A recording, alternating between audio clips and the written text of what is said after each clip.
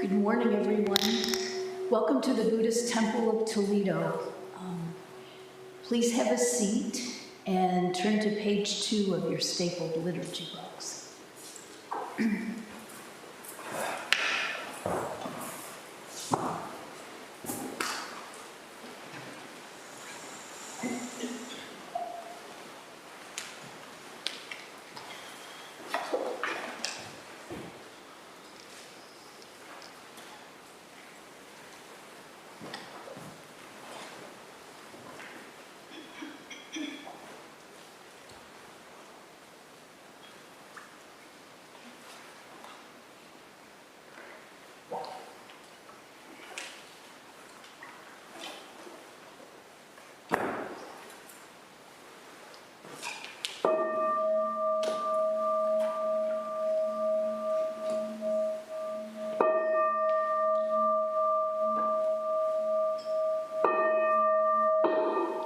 Gata of Atonement,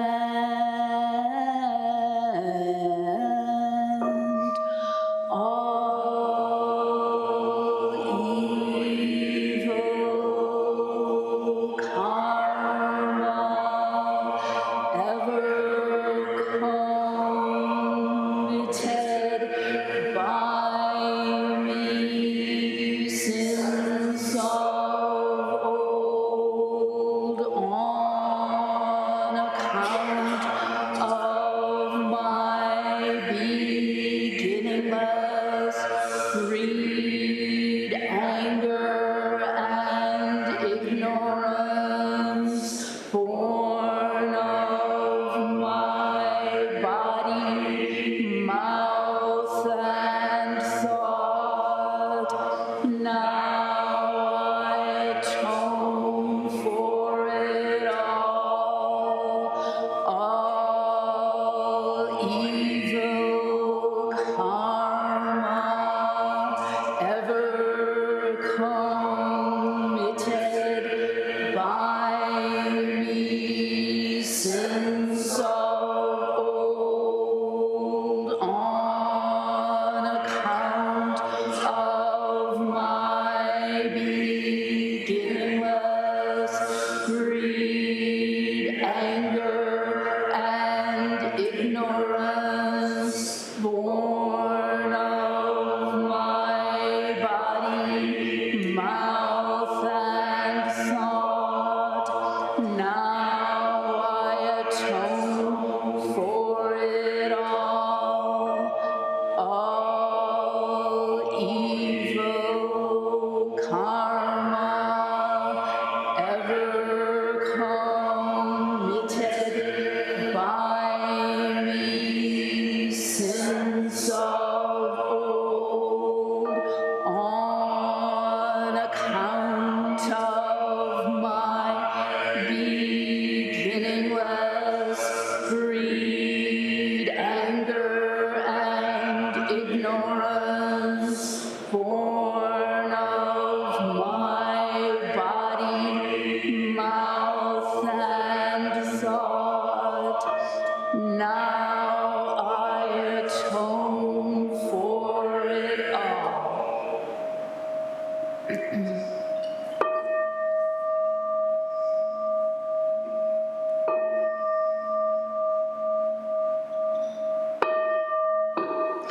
Nikaya 3 refuges. Buddham saranam gacchami. Buddham saranam gacchami.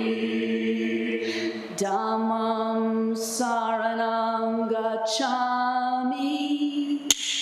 Dhammam saranam gacchami. Sangham saranam gacchami. Sangham saranam gacchami. I take refuge in Buddha. I take refuge in Buddha. I take refuge in Dharma. I take refuge in Dharma. I take refuge in Sangha. I take refuge in Sangha.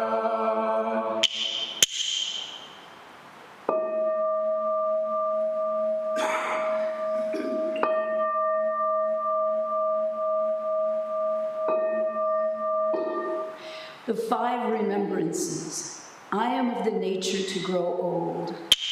There is no way to escape growing old. I am of the nature to have ill health. There is no way to escape having ill health. I am of the nature to die. There is no way to escape death. All that is dear to me and everyone I love are of the nature of change. There is no way to escape being separated from them.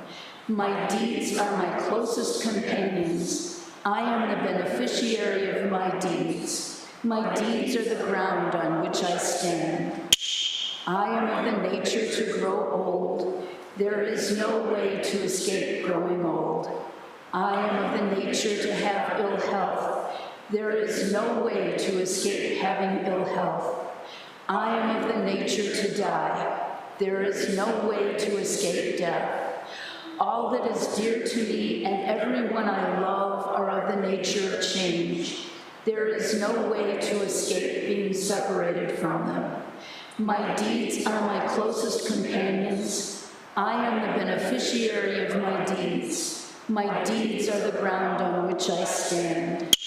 I am of the nature to grow old. There is no way to escape growing old. I am of the nature to have ill health. There is no way to escape having ill health. I am of the nature to die. There is no way to escape death. All that is dear to me and everyone I love are of the nature of change. There is no way to escape being separated from them.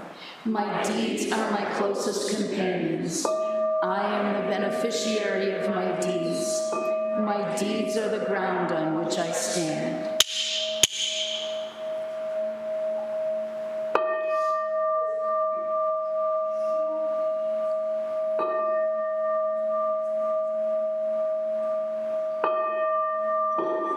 Mahayana refuge. In my heart, I take refuge in Buddha, Dharma, and Sangha. May I liberate suffering beings and bring them to great joy. May the compassionate spirit of love grow within me that I may actualize the great way. In my heart, I take refuge in Buddha, Dharma, and Sangha. May I liberate suffering beings and bring them to great joy. May the compassionate spirit of love grow within me that I may actualize the great way. In my heart, I take refuge in Buddha, Dharma, and Sangha. May I liberate suffering beings and bring them to great joy. May the compassionate spirit of love grow within me that I may actualize the great way. Invocation of the lineage. I give thanks for the guidance of my teachers, for the lineage of teachers before them. I give thanks and offerings for their devoted practice of generosity, moral discipline, patience, joyful effort, concentration, wisdom, skillful means, unshakable vow, spiritual powers, and awakened awareness for my benefit. May their years of life be lengthened, and may their vows be completely realized. 7 practices of the Bodhisattva. I bow down in body, speech, and mind. I offer the best I have to give, both real and imagined, to fill the space between us. I regret and purify all transgressions. I rejoice in all virtues. I request you to remain until total enlightenment. I request wise and compassionate guidance. I dedicate my merit for the sake of all beings. generating love and compassion. May all sentient beings be free from clinging and hatred. Being close to some and distant from others, how wonderful it would be, may this be accomplished. I will free them from clinging and hatred. Bless me to accomplish this. May all sentient beings enjoy happiness and the causes of happiness. How wonderful it would be, may this be accomplished. I will bring them happiness and the causes of happiness. Bless me to accomplish this. May all sentient beings have the joy that has never known suffering. May they be free from clinging, hatred, jealousy, miserliness, doubt, pride, wrong view, ignorance, and dualistic thoughts. How wonderful it would be, may this be accomplished. I will bring them to this state. Bless me to accomplish this.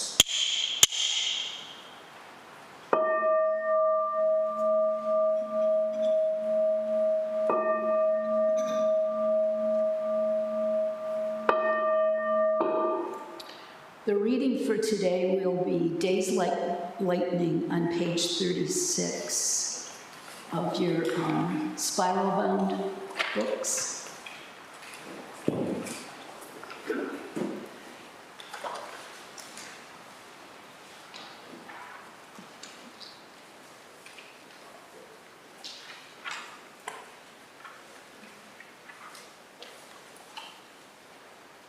The days and months go by like lightning.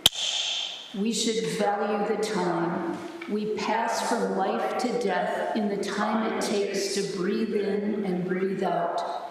It's hard to guarantee even a morning and an evening.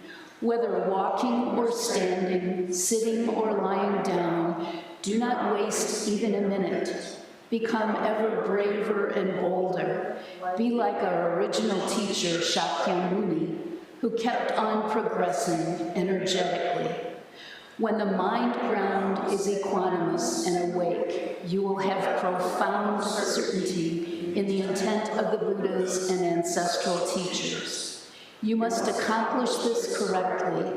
Mind is the natural Buddha. Why bother seeking elsewhere? Put down your myriad concerns and wake up. At the end of the road, it's like an iron wall. False thoughts are all extinguished, and extinguishing is wiped away. Body and mind resting on the void. In the stillness, a light reaches everywhere with brilliance. The original face, who is it? As soon as it is mentioned, the arrow sinks in stone. When the mass of doubt is shattered amid all the particulars, one thing covers the blue sky. Do not talk with people without wisdom. Do not become overjoyed. Visit Zen teachers, show them how your mind works, and ask for their teaching. After that, you can be called one who continues the tradition of the ancestral teachers. Our family style is not remote. When tired, we stretch out our legs and sleep. When hungry, we let our mouths eat. In the human realm, what school is this? Blows and shouts fall like raindrops.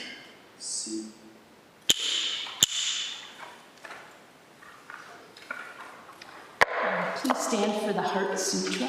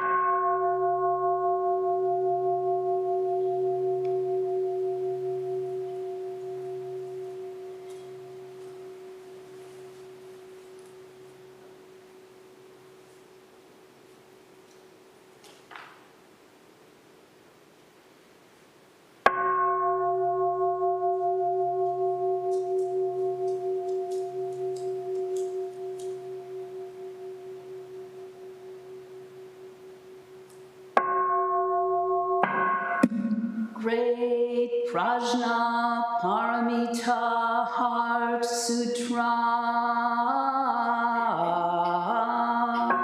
Avalokiteshvara Bodhisattva, practicing deep Prajna Paramita, clearly saw that all five skandhas are empty, transforming all suffering and distress.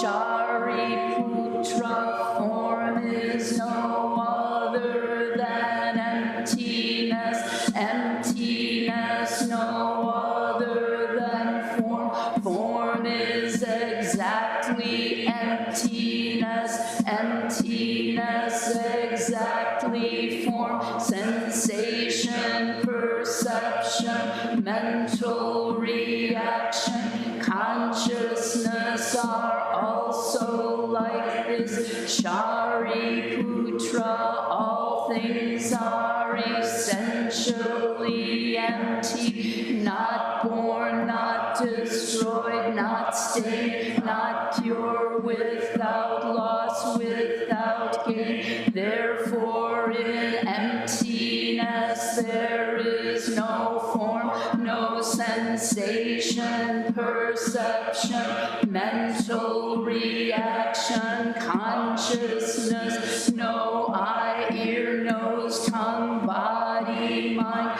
no color, sound, smell, taste, touch, object of thought, no seeing, and so on, to no thinking, no ignorance, and also no ending of ignorance, and so on, to no old age and death, and also no ending of old age and death, no suffering, cause of suffering, cessation path, no wisdom and no attainment, since there is nothing to attain. The Bodhisattva lives by Prajna Paramita, with no hindrance in the mind, no hindrance, and therefore no fear, far beyond elusive thinking. Right here is nirvana. All Buddhas of past, present, and future live by Prajna Paramita, attaining Anuttara Samyak Sambodhi. Therefore know that Prajna Paramita is the great sacred mantra, the great vivid mantra, the unsurpassed mantra, the supreme mantra, which completely removes all suffering. This is truth, not mere formality. Therefore set forth the Prajna Paramita mantra, set forth this mantra and proclaim Gate Gate Para Gate Parsam Gate Bodhisvaha, Gate Para Gate Parsam Gate Bodhisvaha, Gate Para Gate Parsam Gate Bodhisvaha. Infinite realms of light and dark convey the Buddha mind. All that is and we ourselves come forth in perfect harmony. We offer the sincere and devoted practice for the many beings of the six worlds, and dedicated in grateful thanks to the strength and sound practice of the great Heartland Sangha and its teachers.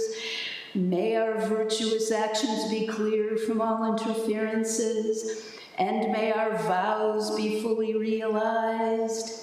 We especially dedicate these merits to Sarah Tenkakir at the time of her death, and all those suffering from global tumult and war, and those whose names we hold in the silence of our hearts, as well as those whose names we now voice aloud.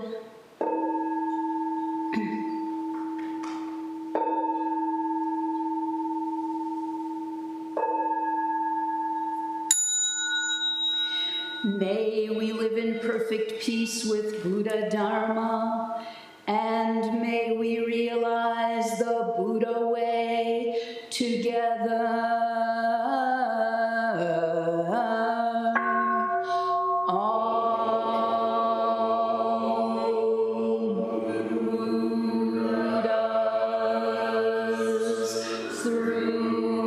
Throughout space and time, all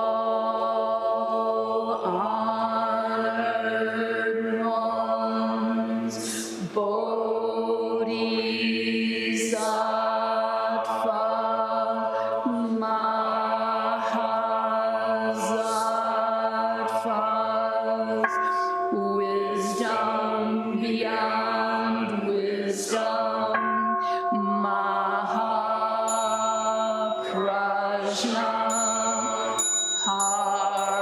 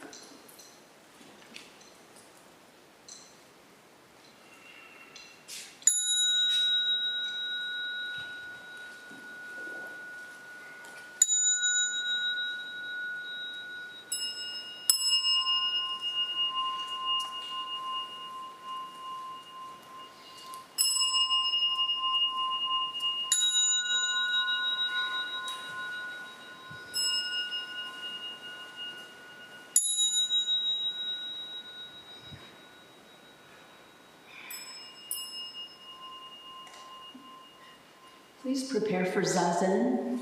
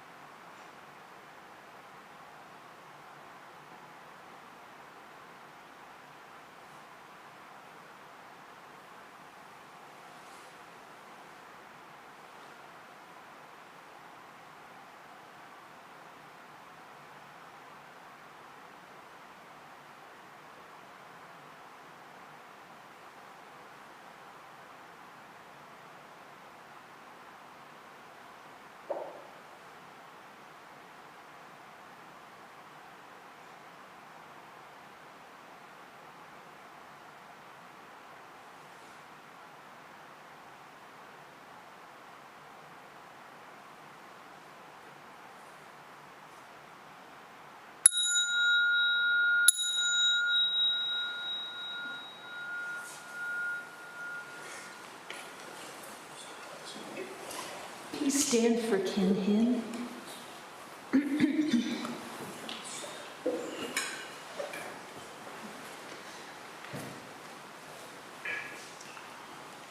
The sound of the clappers, the first and third rows will turn to your right, and the second and fourth rows turn to your left, and we'll begin a slow walk, extending our meditation practice out to the world around us.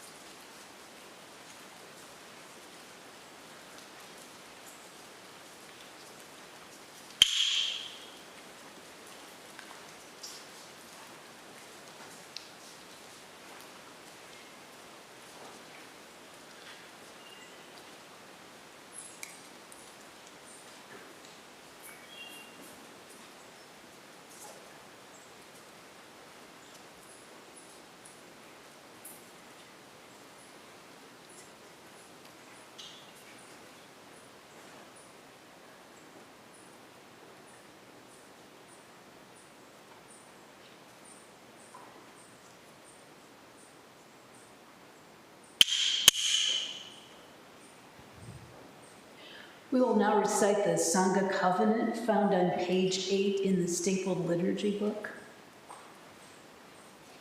We,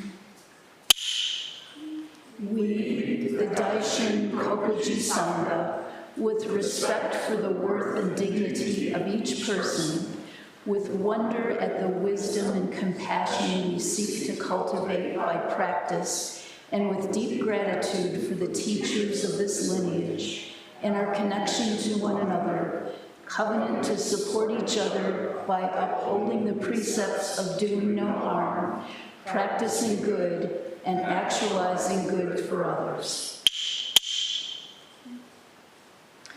Please be seated for this morning's talk and face the teachers.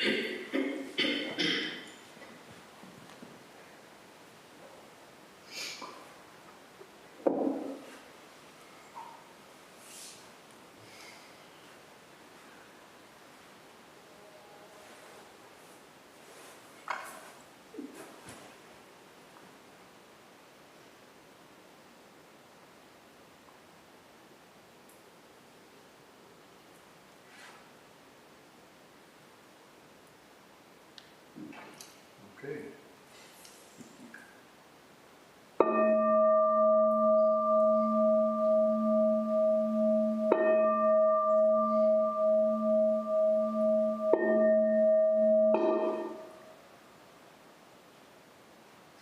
The Dharma incomparably profound and infinitely subtle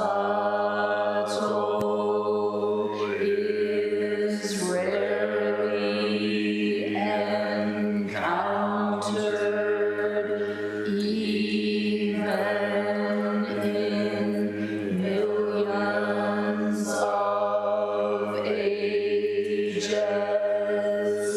Now we see it, hear it, receive and maintain it. May we completely realize the Tathagata's true meaning. All right, everybody ready? It's gonna happen. It's gonna happen. I tell you one thing though, make sure you're seated in some way where we can see each other. Okay, you're welcome to scooch around any place, be cozy, be comfortable. God, I was telling people this morning, I actually have a plan for the talk today, and it's withstood sitting with y'all. So it's like, oh, good, because or often I come in with an idea, and then after sitting with everybody, my idea is spoiled, So it changes, and that's fine. That's fine. But today, it actually turns out to be the case that I think I'm on track. So, okay, Shariputra, right? So where do we hear the name Shariputra? Heart Sutra, that's right. Okay, so we totally hear it in the Heart Sutra all the time, and you might think, oh, it's just a conversation between two folks, this Avalokiteshvara person and Shariputra is kind of getting a lesson. And it's kind of more than that. It's more than that. Shariputra was one of the, in the Buddha's time, he was called the foremost in wisdom. So he was second only to the Buddha himself. He was a student of a different teacher, right? And as it's recorded in the sutras, this teacher that he was studying with was kind of a classic deconstructionist. Basically, the entire gig was whatever you hold, he would just destroy it. And so he would go around engaging in, debates with folks, and he was really good at just deconstructing relentlessly anything and everything, okay? And so, I mean, there were many spiritual teachers in that time that were sort of like competing and moving around and, setting up shop or whatever. And so this was this person's kind of view, and you see that there's parallels to that in Western philosophical traditions as well. So anyway, Shariputra was a student of this dude, along with a good friend of his, who we'll meet in a moment. And he ended up, the two of them said, I'm not sure this is really working. I mean, we're just kind of destroying whatever anybody says, and there's no asserting of anything ever, except that we just don't believe stuff, and that's okay. Well, eventually, Shariputra was out, and he encountered a disciple of the Buddha Dharma. And this person was said to be, very serene and equanimity and very radiating kindness and stuff like that, which the destroyer of all views had none of that going on. And so Shariputra, as it's told in the canon, said, "Hey, what do you practice? Whose dharma do you follow? What's your deal?" And apparently, this disciple of the Buddha kind of knew who Shariputra was and what teacher he followed. They might have had a little badge or something, destroyer of views or whatever. And so this practitioner was awakened. This was an enlightened practitioner, but not apparently much of a scholar or a philosophical debate kind of guy. And he said, I'm not going to go there with you, man. But Shariputra was like, no, really, what is it? There's something about you. And he said, okay, I'll say a little, but just that's it.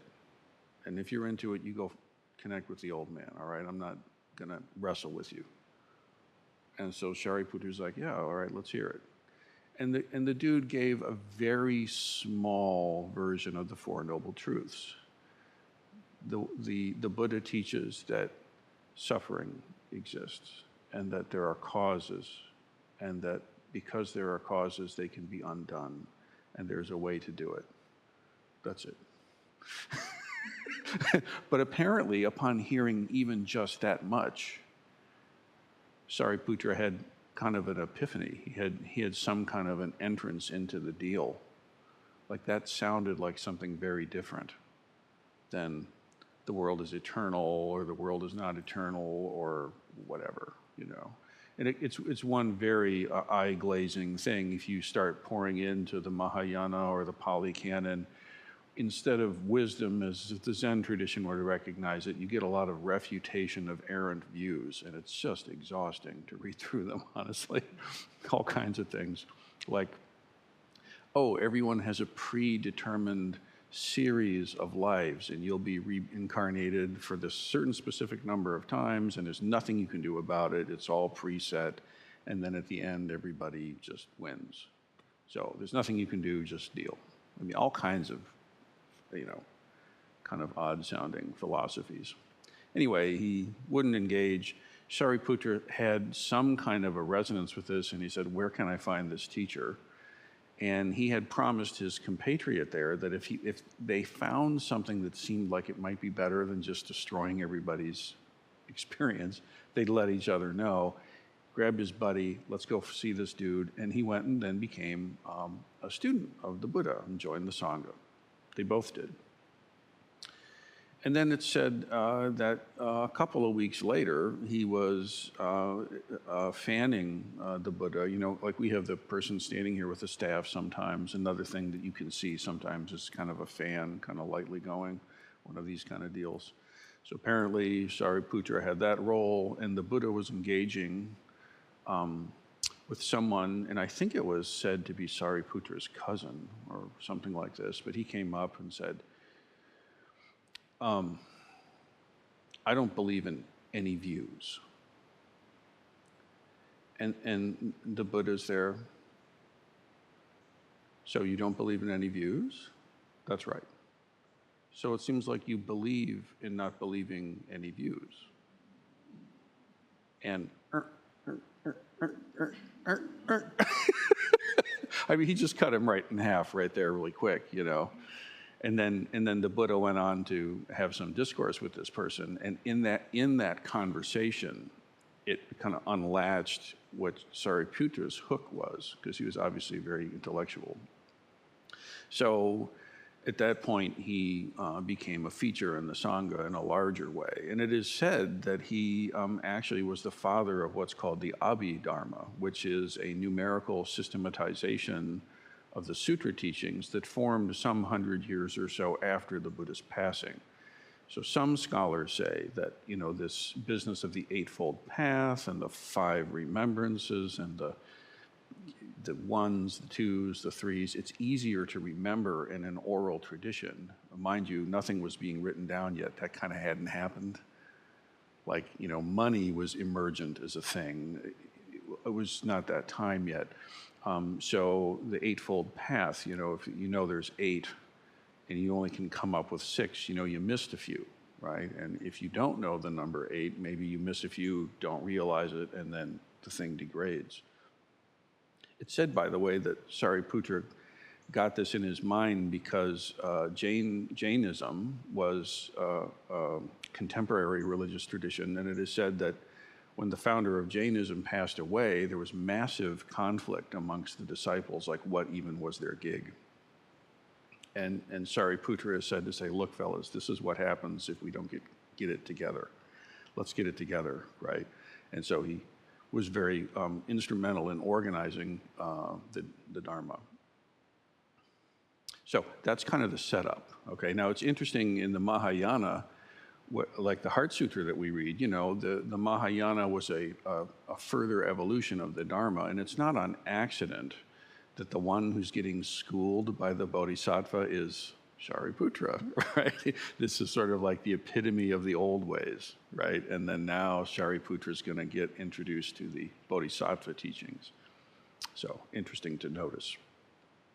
So I'm going to read a little bit from, this is the Anuttara Nikayas, and it's also a story that's contained in the numerical discourses of the Buddha. So, story time, right? Settle in for a sec. Once upon a time, okay? This is Sariputra's lion's roar. Okay? Once upon a time, the Blessed One was dwelling at Savatthi in Jeta's Grove, Anathapita's park. And the way this worked is that the Buddha had a couple of patrons that, you know, connected him with spaces to be, and then they were groves, and they were cozy there and everything, and he would settle down there and teach, and then he would walk to the next one, settle down there and teach, and kind of go back and forth. So they're at this particular one called the Jeta's Grove. Then Venerable Sariputra approached the Blessed One, approached the Buddha, and said, Bhante, I have completed the rain's residence at Savatthi. I want now to make a tour of the countryside. Now that would be familiar to most of us here, the rain's teaching, that's during Ango. That's what happened to it, right? During the rainy season, folks don't travel much in this region. They settle down, practice and teach together. And then when the rain's clear, then some of them would go out and wander and teach, right? And so that's what Sariputra is saying. Bhante, which is a honorific title of teacher. I have completed the rain's residence at Savatthi, which is a location. and I want to now make a tour of the countryside. Time to go on tour, right? You may go, Sariputra. You may go at your own convenience. Then Venerable Sariputra rose from his seat, paid homage to the Blessed One. He circumambulated him, keeping his right side towards him, and then departed. And that shows up to this day at various important moments, this business of circumambulating around the teacher, right? And you see that tradition carried further where practitioners would, to this day, will circumambulate around a stupa that holds relics of the Buddha or is an impression of the Buddha or the teacher or the lineage. The circumambulation is a major practice for many folks. So, Sariputra circumambulated, keeping his right side toward him, and then departed. Then, not long after Venerable Sariputra had left, a certain monk came up to the Blessed One and said, Bhante, the Venerable Sariputra struck me. He hit me. And then he set out on tour without apologizing.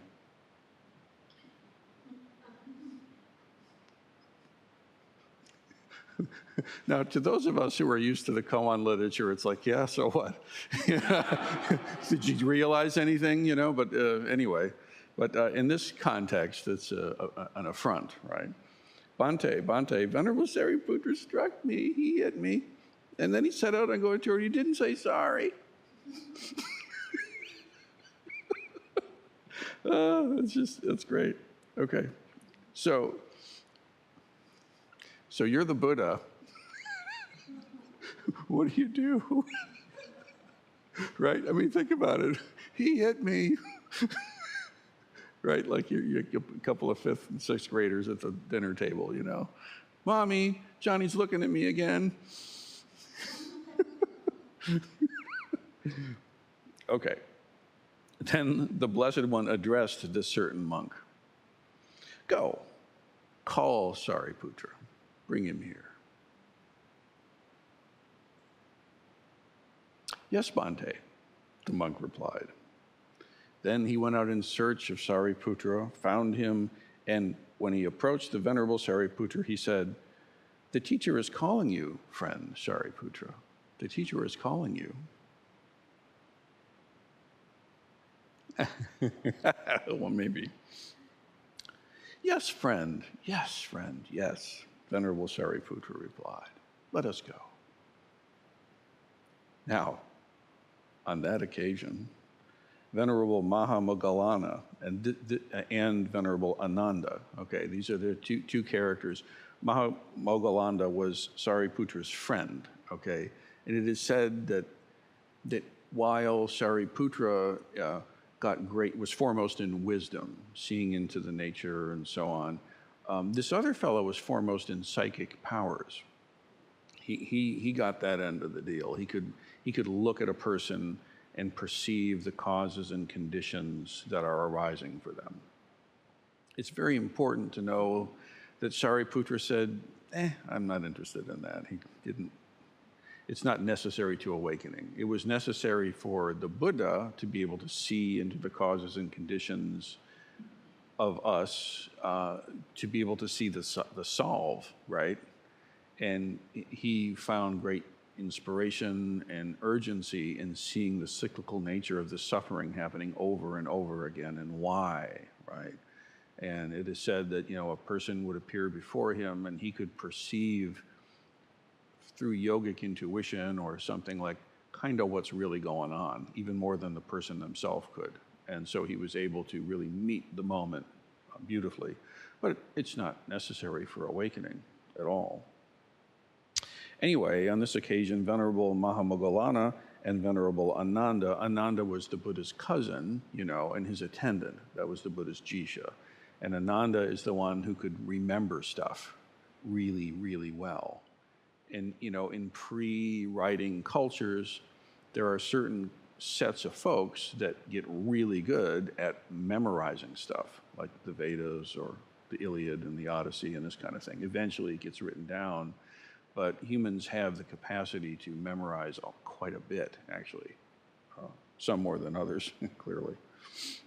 Anyway, on this occasion, right, Venerable Mahamoggallana and Venerable Ananda took a key and wandered from dwelling to dwelling, calling out, "Come forth, all you venerables, come check it out.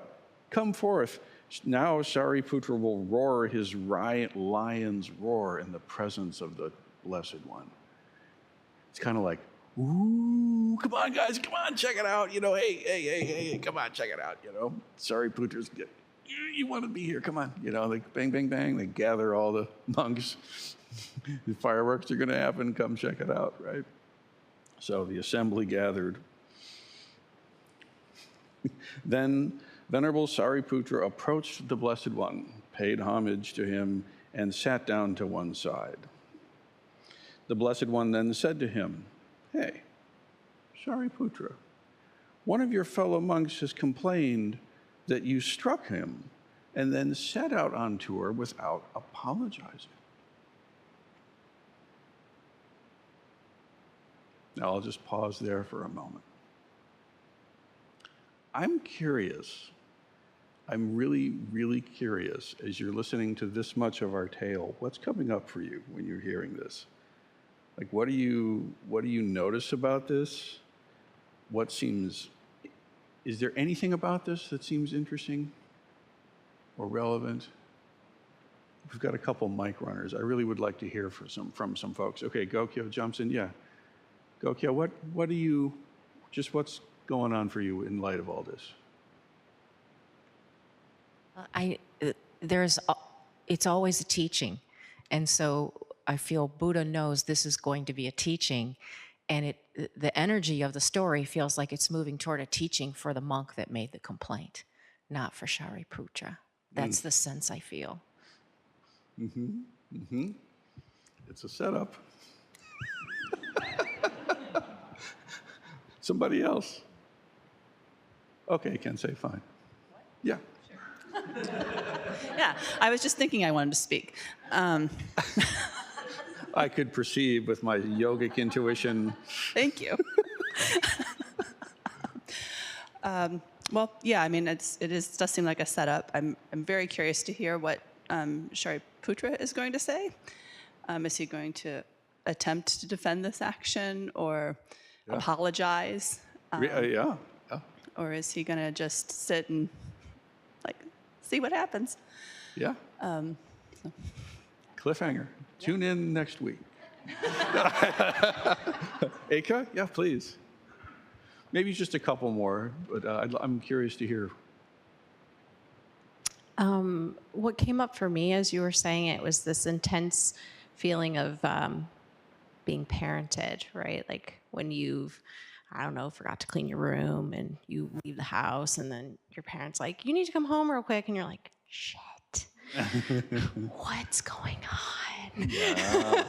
So it's like that anxiety before you, like the words come out of, and then you hear it and you're like, what's my move?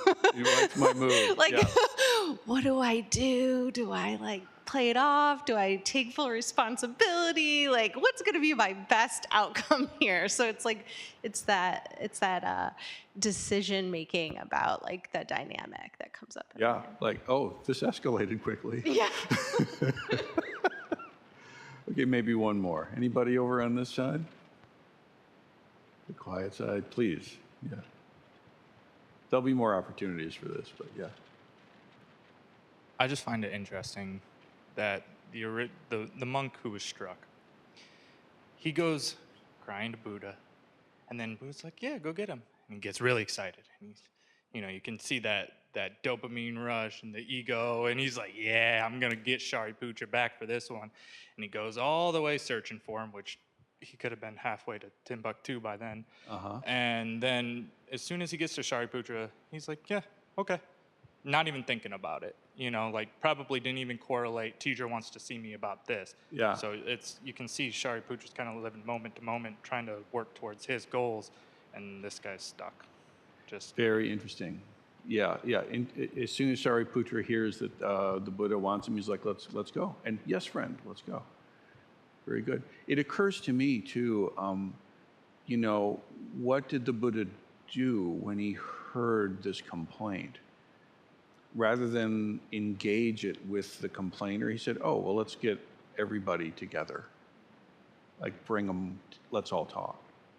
That's very instructive, you know, because sometimes you could say, oh, why did he do that? And what did you do then? And, well, how did that feel? And you get into this whole thing. And it's just interesting to notice what Buddha did is said, oh, go get him and let's see. All right, so let's continue on with our story, okay? Okay, then Venerable Sariputra approached the Blessed One, paying homage to him, and sat down to one side. The Blessed One said to him, Sariputra, one of your fellow monks has complained that you struck him, and then you set out on tour without apologizing. Now, we have a series of responses from Sariputra. The first, Bhante, one who has not established mindfulness of the body might strike a fellow monk and then set out on tour without apologizing. Just as they throw pure and impure things on the earth, feces, urine, spittle, pus, blood, yet the earth is not repelled. The earth is not humiliated. The earth is not disgusted because of this. So too, Bhante, I dwell with a mind like the earth, vast, exalted, measureless, without enmity, and without any ill will. Bhante, one who has established mindfulness of the body, one who has not established mindfulness of the body, might indeed strike a fellow monk and then set out on tour without apologizing. Just as they wash pure and impure things in water, feces, urine, spittle, pus, and blood, yet the water itself is not repelled. The water is not humiliated, nor even disgusted because of any of this. So too, Bhante, do I dwell with a mind like water, vast, exalted measurelessness, without enmity, and harboring no ill will. Bhante, one who has not established mindfulness of the body might strike a fellow monk and then set out on tour without apologizing. Could happen. Just as fire burns the pure and impure things alike, feces, urine, spittle, pus, and blood, yet the fire is not repelled. The fire is not humiliated. The fire is not disgusted because of any of this. So too, Bhante, I dwell with a mind like fire, vast, exalted, and measureless, without enmity, without any ill will. Bhante, one who has not established mindfulness of the body might just strike a fellow monk and then set on tour without apologizing. Just as air blows upon pure and impure things alike, be they feces or urine or spittle, pus or blood, yet the air itself is not repelled. The air is not humiliated or disgusted. Because of this, so too, Bhante, do I dwell with a mind vast like air, exalted, measureless, and without enmity and without ill will. Now, there's more responses, but I want to pause there. What are you noticing in this response? Let's get a mic so folks can hear from a distance. He's not admitting that he did it. He's not admitting that he did it. Nope, he's not admitting that he did it. Doesn't seem that way. What else comes up? Oh, come on, this is really interesting. There's got to be more than that. All right, Hoshi, let's have it. He keeps saying one who is not mindful of the body. So kind of waiting for the flip or what comes from that. Yeah, when is that going to turn over? Yeah. But he says, so think about that. You're accused of something. Put yourself in Sariputra's kind of skin for a sec, right? You're accused of striking somebody. And what you say is, someone who's not established in mindfulness of body could very well do that. That could happen. Like it's dharma, right? What do you get out of the mindfulness of body piece? Somebody over here. What about, yeah, please, so on, yeah. Well, first of all, it's kind of odd that a monk would strike another monk out of some, less wholesome reason. Like, you idiot. What are you thinking? Perhaps Shariputra was like, maybe it was a teaching moment for the monk. Well, we see that a lot in Zen, right? I mean, there's tons and tons of times when the Roshi student gets a little too close and whack, it's a maneuver. But we can safely say that at this time and this place for these folks, that hadn't quite happened yet. If you ask Master Joshu about this, he'd be like, yeah, so what, But no, in this time, that would be quite a thing for a monk to actually strike another monk. In itself, that would be kind of intense. And then to split and not even resolve the issue, not talk about it, that's be a problem, right? Because you're talking about monastic harmony, Sangha harmony in the Sangha, right? Eka, something, yeah. Mindfulness of body. Anything about that? It sounds as though he is addressing the fact that the accusation or the complaint isn't just showing concern for the behavior, but for his practice and where he's at with his ability to be intentful in his decision making with his body, with his actions. So it's not just like whatever you did, like hit someone, jump from here to there. It's like, you're challenging whether I'm a mindful practitioner, and that's the most offensive thing here. Could not matter what I did. That's very interesting, right? He's saying one who is not mindful of body could very well do that. But then what does he do? He goes and talks about, did you notice, it's the elements, right? Earth, air, fire, water. Different order a little bit. But these elements, and he points out how each of these elements does what? Yeah, non-reactive and deeply accepting.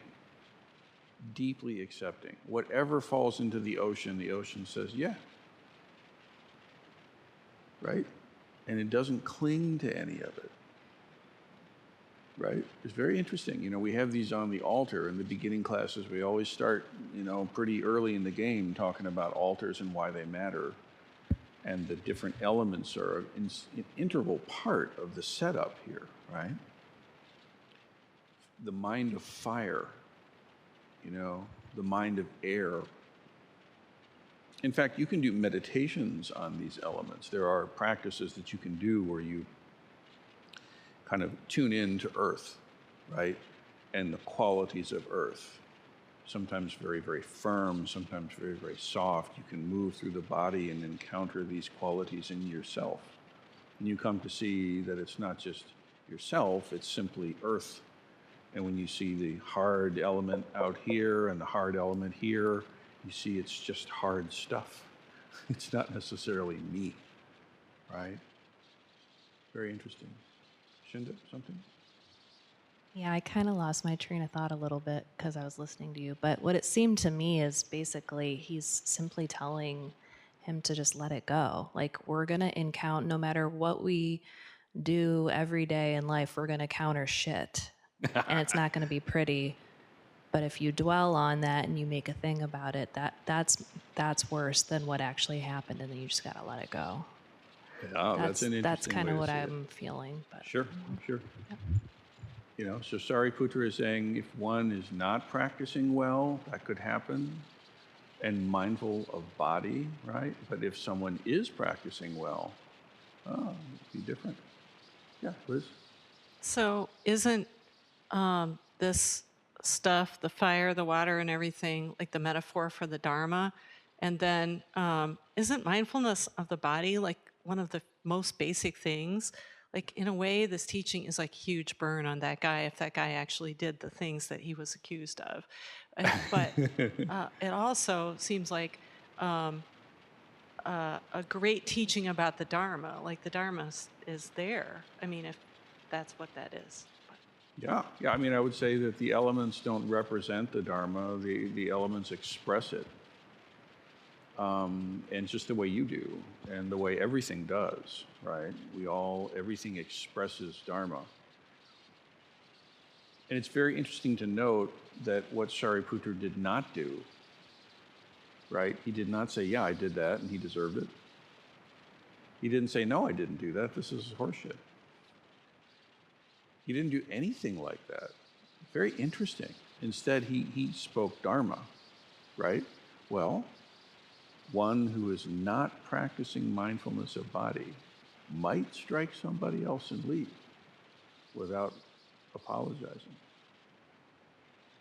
However, just like the air blows on anything without discrimination, vast, measureless, unperturbed. Can you imagine yourself if someone called you and said, hey, Roshi wants to see you? And they grab you by the ear and bring you here. And while that's happening, your friends are saying, oh, everybody come check it out. And everybody starts to gather. And you're sitting here. And I say, hey, a Sangha member said you hauled off and smacked them and didn't apologize. That's kind of a hot seat. That could be, right? That could be a hot seat to be in. No, I didn't. He deserved it. He really did. You did hit him too. Well, let's press on, shall we? Let's press on. Okay, here we go. Let's see. Okay, so Bhante, one who has not established mindfulness of body might strike a fellow monk and then set out on tour without apologizing, just as a duster or a broom wipes off or sweeps off pure and impure things alike, feces, urine, spittle, pus, and blood. Yet the broom itself is not repulsed, is not humiliated or disgusted because of this. So too, Bhante, I dwell with a mind like a broom, vast, exalted, and measureless, without enmity and without ill will. Bhante, one who has not established mindfulness of the body might strike a fellow monk and then set out on tour without apologizing, just as, and this is an interesting one, an outcast young person clad in rags, holding a vessel, enters a village or a town with a humble mind. So too, Bhante, I dwell with a mind like an outcast person, vast, exalted, measureless, without enmity, without ill will. The broom isn't repulsed by anything it sweeps, whether it's gold or boogers. Doesn't matter. The broom does the broom's job, right? And you imagine this image of some outcast, coming into a space humbly, not puffed up, not arrogant, humbly, just entering. No pretense. Right? Bhante, one who has not established mindfulness of body might strike a fellow monk and then set out on tour without apologizing, just as a huge bull with its horns cut, mild, well-tamed, and well-trained, wanders freely from street to street, from square to square, without hurting anyone with its horns. So too, Bhante, I dwell with a mind like that of a bull with its horns cut, vast, exalted, measureless, without enmity, without ill will. Cows have a certain role in that culture, right? I mean, even to this day, The cows are sacred, and if you're in the street and a cow comes in and lays down, the traffic goes around. The cow wins, right? So there's a significance here too. The horns have been cut, meaning the anger has been clipped, right? The sharp edges aren't there, so no problem. This bull is well acclimated to society and people, can easily move through without hurting anyone. So too is my mind. Bhante, one who has not established mindfulness of body might strike a fellow monk and then set out on tour without apologizing. Just as a young person would be repelled, humiliated, and disgusted if the carcass of a snake, a dog, or a human being were slung around their neck, so too, Bhante, I am repelled, humiliated, and disgusted by this foul body. Now that's a tough one, actually, because there are meditations on the body that for that time and place were designed to free one from attachment to it. That's the point. You can overly identify in an unhealthy way with this is everything. It's just a skin bag, right? And so there are meditations to undo that, which today I think are not so skillful. Most people have body issues and body shame and heightened body hatred. Anyway, most people don't need to go there. Some perhaps could use a bit. I mean, after all, is that really what you are? Is that all that you are? It's an important question, right?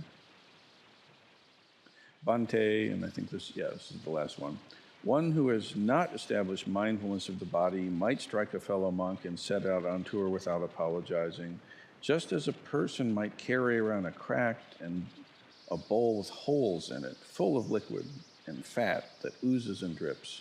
So too, Bhante, I carry around this cracked and perforated body that oozes and drips.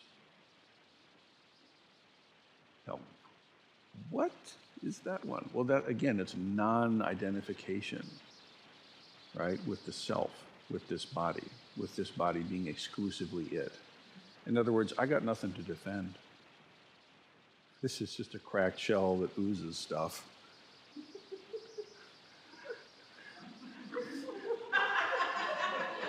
I think Doan Sensei got a visual.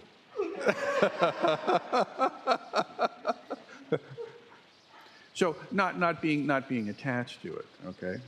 So now, let's see. Okay, Bhante, one who has not established mindfulness of the body might strike a fellow monk here and then set out on tour without apologizing. Then the accusing monk rose from his seat. The accusing monk, the one who accused Sariputra of this, rose from his seat, arranged his upper robe over one shoulder, prostrated himself with his head at the Blessed One's feet, and said, what? What do you think?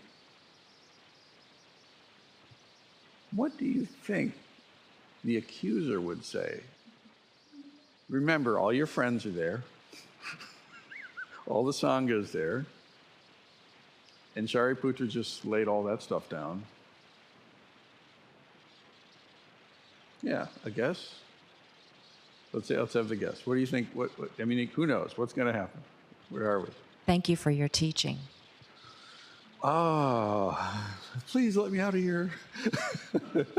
Thank you for your teaching. That could be, yeah. And why do you think he might say that? Like, flesh out the story. What do you think? Because I think he recognized that he was not, in the beginning, Buddha had total faith in Shariputra. He knew where his practice was. Yeah. And so when the monk made that accusation, he wasn't aware of the intent and the randomness of the strike.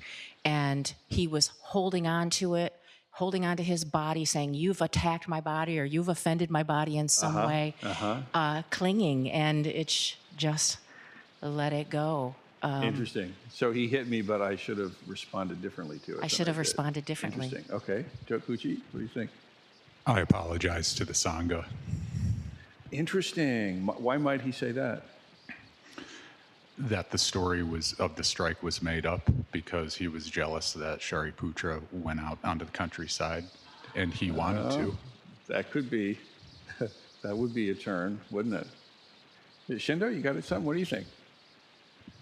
I also think that he apologized, but for different reasons. I think he realized that he made this like big scene over something that offended him only, and he brought everybody else into it and started this big, just like this big thing of drama Yeah. over something that was just like not that big of a deal. Could Let be. it go. That could be, yeah. One more? Oh, yeah. So this reminds me of what I would call a victim impact statement in my world on a daily basis. I represent people who've done terrible things, and then many of the times there's a victim there. So I would expect him to make some kind of statement about how this affected him, or how this impacted him, or what this caused him to, how this caused him to suffer. That could definitely be the case. He could stand up and say, well, actually, guys, when he hit me like this, it felt this way, and it did this to me, and this was my experience. That could be, victim impact statement. That could be a move. All right, let's see what actually happened, right? You ready? Tune in next week. Yeah. Okay, here we go. We're coming. All right. Now, so the accused monk rose from his seat, arranged from his upper robe over one shoulder, prostrated himself with his head at the Blessed One's feet, said to the Blessed One, Bhante, I have committed a transgression in that I so foolishly, stupidly, and unskillfully slandered the Venerable Sariputra on baseless grounds. Bhante, may the Blessed One accept my transgression, seen as a transgression, for the sake of future restraint. So it turns out, at least as the sutra has it, he made it up. Maybe because he was jealous of Sariputra, and he figured, Sariputra left on the gig, so I can get a dig in at him now, and it'll be fine, and I don't know, who knows what. Have anybody here ever done a dumbass thing? Can I see a show of hands? No, never? Oh. So I could help you arrange something, So anyway, but yeah, he said, Bhante, I've been a dumbass. Actually, I made this whole thing up, and I see my No, it's significant, though, the language, okay? He didn't double down and keep insisting on his falsity or anything in this case. But he said, I slandered the Venerable Sariputra on baseless grounds. Bhante, may the Blessed One accept my transgression, seen as a transgression.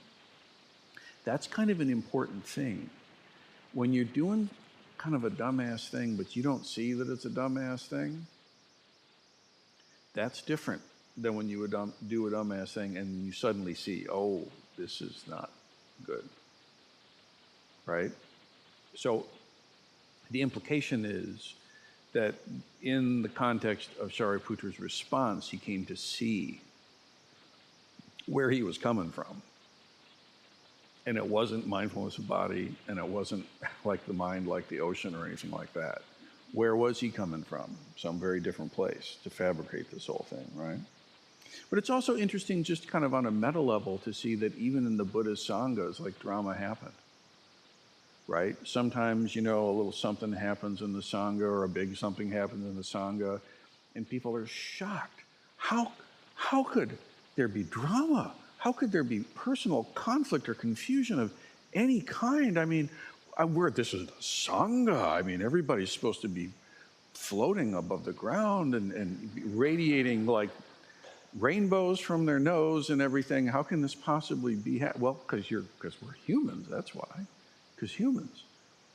That dramas occur, this is inevitable. What do you do with it when it occurs? That's where the practice comes in, see.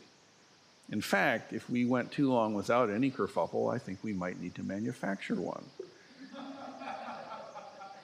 Really, because you need to see your own mind, right? We said in our reading today, take your mind and show it to the teacher, right?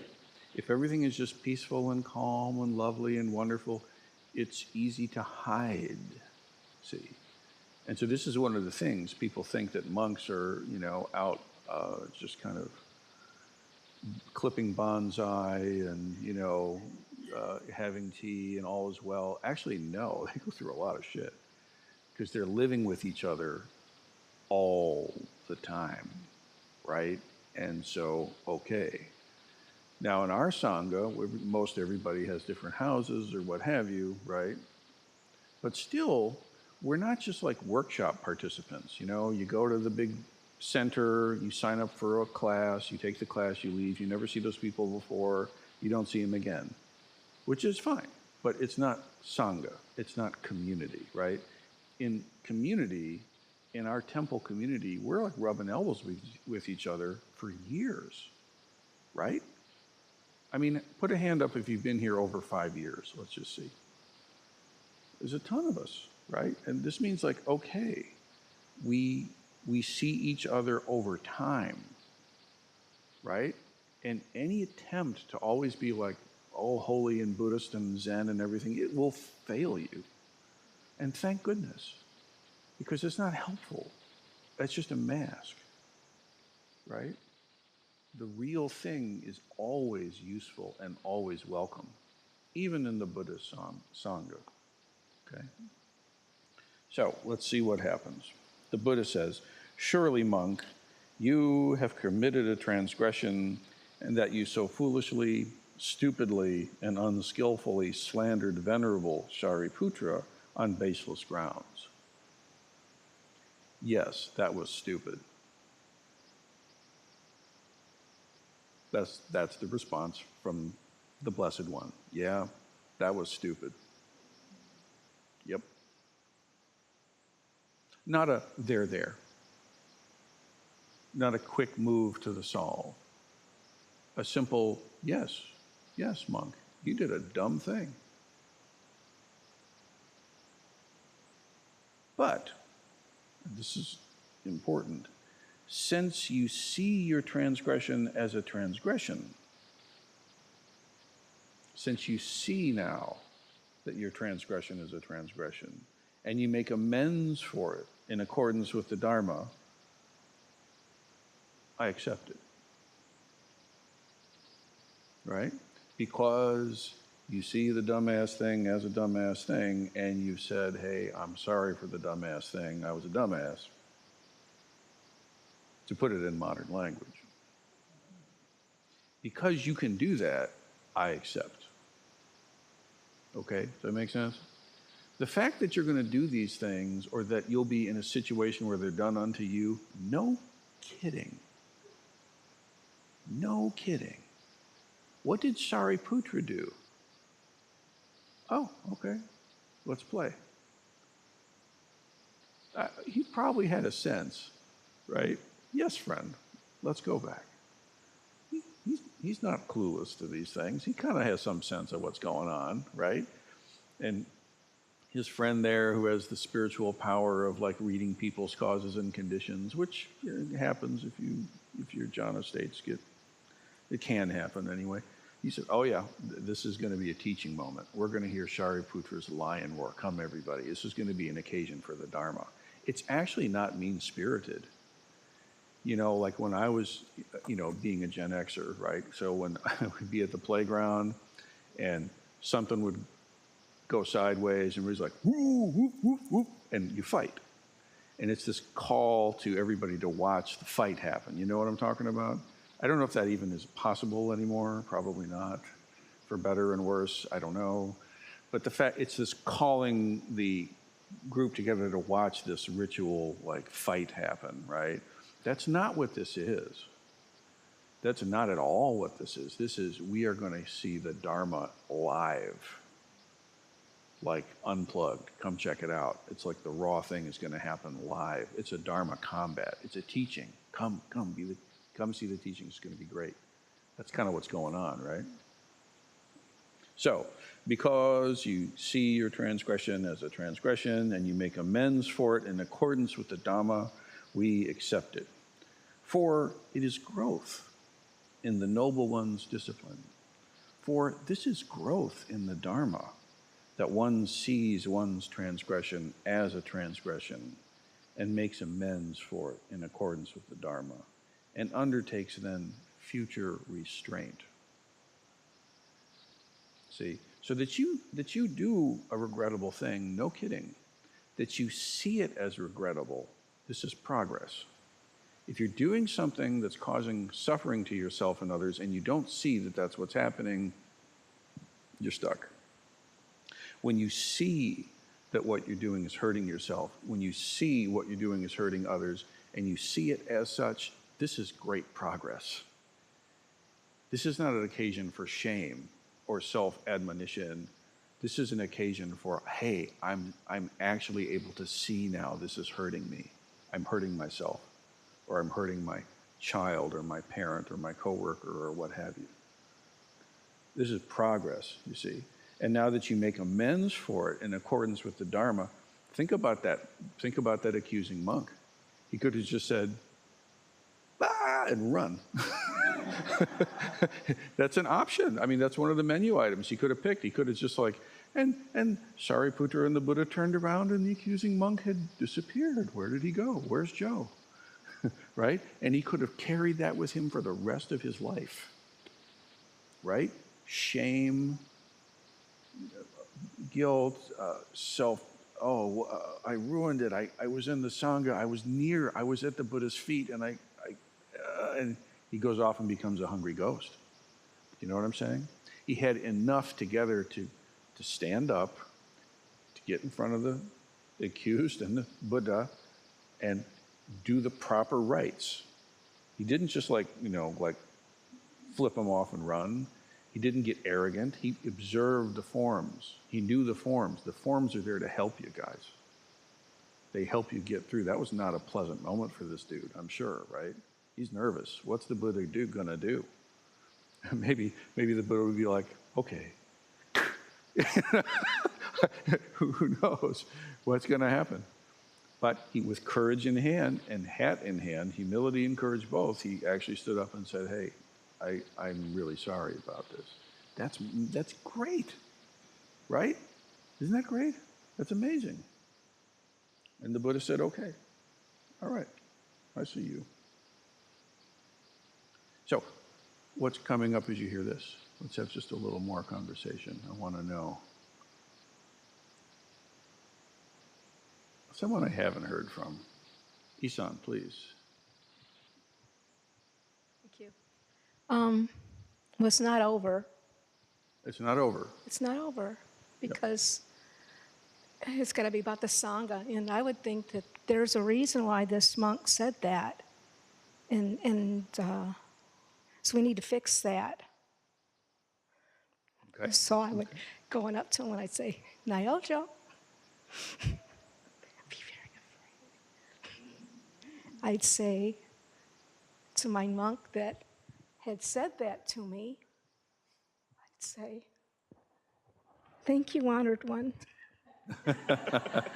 Are we cool? You didn't hit me. I didn't. It wasn't that hard. Because Thank you, Isan. Thank you. Thank you. Very good. Another presentation, please. Okay. Yeah. I think when you just said the last line, like when you were talking about how he asked for forgiveness, I thought about the comparison between Christianity and Buddhism. Uh-huh.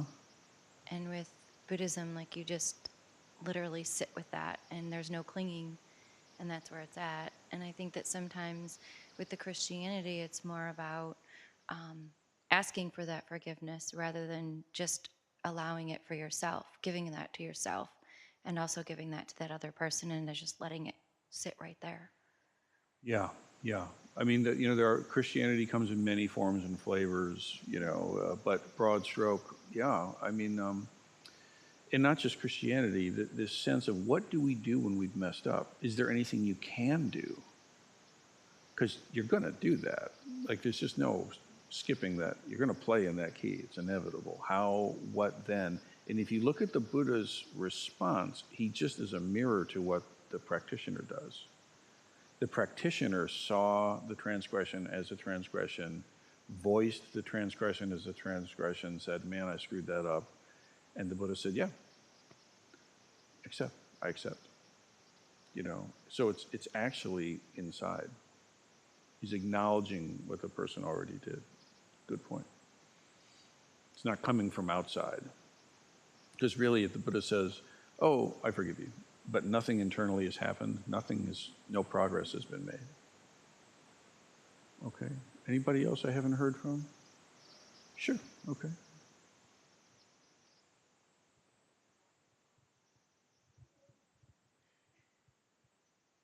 Just based off of what you just said, like, you can say you're sorry, you can have somebody acknowledge that, but then I think it's about changing that then behavior. So then you're not having that same That's right, thing Menzel. happening over and over and over again. And it's just like, oh yeah, dude, I totally fucked up. I realize it, sorry. And then, okay, working on the internal factors that projected you to do that outside so you're not going right back to doing that same thing. That's right. That's right. And that's the Buddha's last two words here, or three, and undertakes future restraint. Like, that's an important feature in this thing. Like, we're not doing this again tomorrow. Right? You're on this one now, right? Okay. Yeah, that's an important feature, And there are other places in the sutras, by the way, where a monk is actually unworkable. Like, they keep messing up, they keep lying, they keep doing wrong stuff, and Buddha says, kick them out. And they're kicked out. Like, the Buddha kicked people out if they wouldn't actually straighten up. Some people think, oh, the Buddha's ever compassionate, ever kind, all forgiving. Well, yeah, and you need to leave. Because not good for the Sangha. So that's true too, right? So yeah, future restraint. Okay, last couple of lines, ready? Here's another turn I don't suppose many would foresee coming. Check yourself, what do you think is about to happen? You're probably wrong. Smack, right? If it was a Zen koan, probably, yeah. So he kind of does. Check it out. The Blessed One then addressed Venerable Sariputra. Sariputra, pardon this hollow man before his head splits into 7 pieces right here. Now it's said, we have Vajrapani, right? Vajra, is like the lightning bolt or the power of the Buddha. We have Avalokiteshvara is the compassion of the Buddha. Manjushri is the wisdom of the Buddha. Vajra Sattva is the power of the Buddha, okay? And so we have kind of that expresses in our food dogs, right? They're like the power to be able to affect things and protect. So it's said that Vajrapani, this is the only bodhisattva that's actually in the Pali Canon. You find Vajrapani all the way back in the earliest Buddhist teachings. Vajrapani was always up here. When you see at certain ceremonial moments, there'll be someone holding a staff next to me or whoever, like in a Dharma combat or something. That's kind of an expression of Vajrapani. It's this power, the Buddha's power, right? And there's kind of a protector quality to it, right? And so it's said that if Vajrapani makes themselves seen, your head splits into 7 pieces. Just in case you're thinking of messing with the Buddha. So the Blessed One addresses Venerable Sariputra. Sariputra, please pardon this hollow practitioner before their head splits into 7 pieces right here. And then he says, I will pardon him, Bhante, if he asks me to pardon him. And the story ends. We don't know what happens next. I guess and I hope that he said, dude, I'm really sorry. Please forgive me. And Sariputa's like, we're cool, bro. But if not, interesting, isn't it?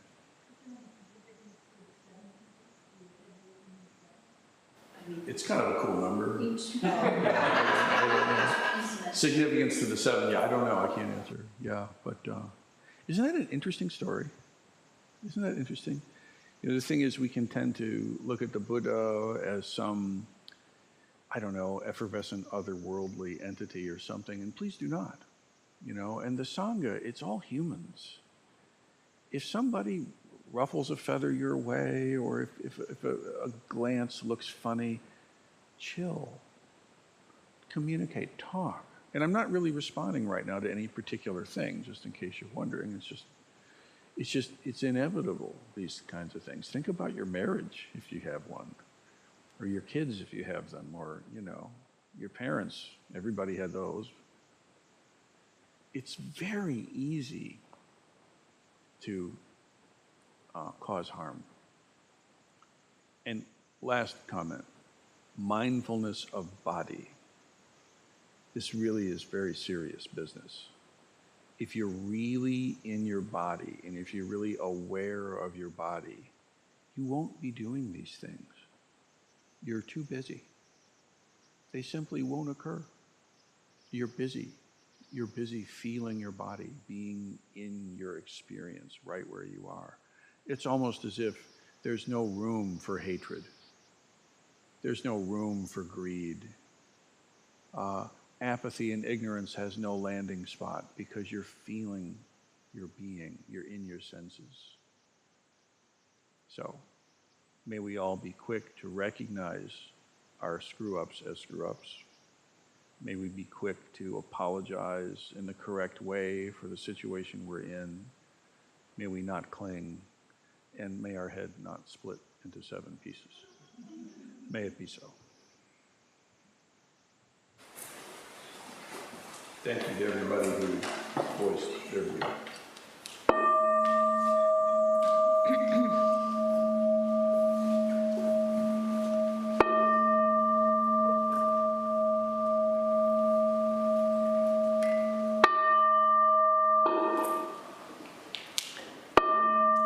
Beings are numberless.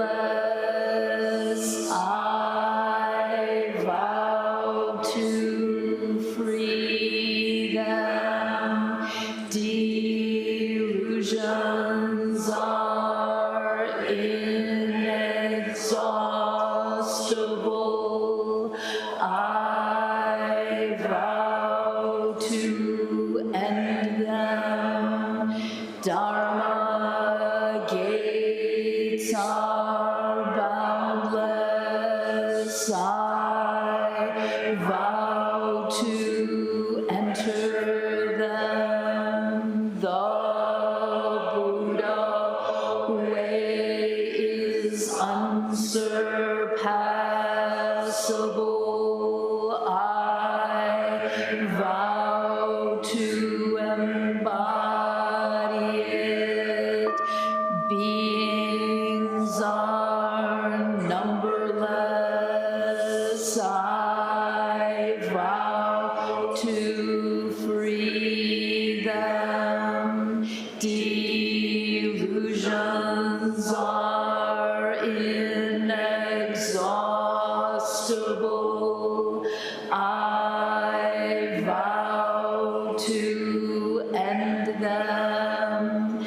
Dharma gates are boundless. I vow to enter them. The Buddha way is unsurpassable. I vow to embody it. Beings are numberless. I vow to free them. Delusions are inexhaustible. I vow to end them. Dharma gates are boundless. I vow to enter them. The Buddha way is unsurpassable. I vow to embody it.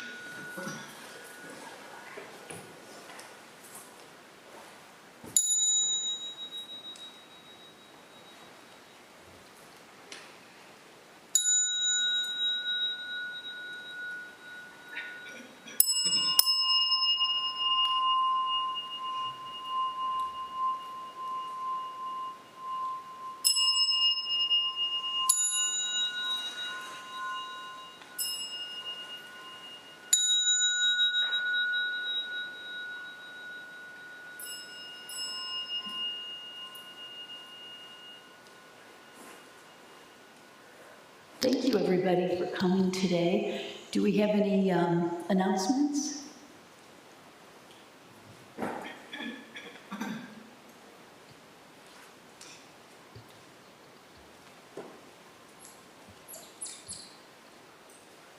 Hi, everybody. It's me, Suju. So don't forget that we have our dinner outing tomorrow evening at 6 p.m. at Star of India. And it would be great if you could RSVP on the event page, just because, you know, it helps us to know how many people to have a table for. But I think we have a table for 10 right now. It's under Buddhist Temple of Toledo, of course. So come on out and join us for some beautiful Indian food. It's great. Thank you.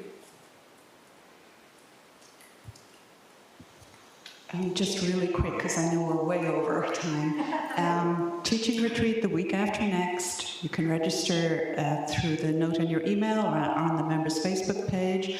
Setcho's ordination the 31st. You can register via Facebook or through the email you received. And Arts Night on the 23rd. Just show up. And thank you. Anybody else with announcements? Okay, please restore the Zendo.